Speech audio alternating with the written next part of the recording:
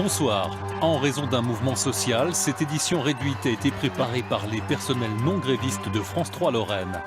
À la une ce soir, les manifestations contre la loi El Khomri à Nancy comme à Metz, la mobilisation a été forte. Tous sont descendus dans la rue pour réclamer le retrait du texte loi travail. À Metz, ils sont plus de 4000 à manifester. Pour eux, il importe de lutter contre la précarité.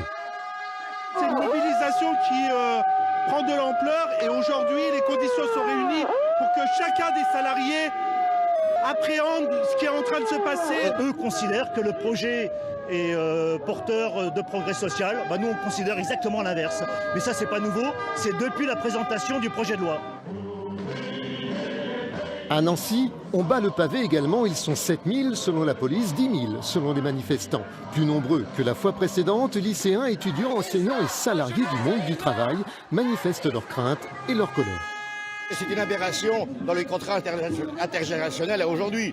On ne peut pas travailler quand on dit que ça va donner de l'emploi, c'est faux. Et faux pourquoi? Parce que bien sûr qu'on va donner une facilité aux employeurs de licencier et après on va rembaucher. Donc il y aura un turnover dans les entreprises. On est d'accord, mais il n'y aura pas plus de boulot que ça.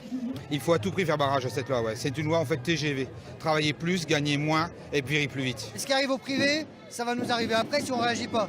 Donc il faut défendre les acquis sociaux et un projet de travail qui respecte tout le monde et qui fait que la loi prévaut sur les accords locaux. Dans les rangs des manifestants, des retraités, mais aussi des jeunes, ils sont nombreux, tous s'interrogent sur leur avenir. Comment vivre aujourd'hui si on n'a pas de boulot, si on n'a rien? On ne nous offre pas la possibilité de vivre.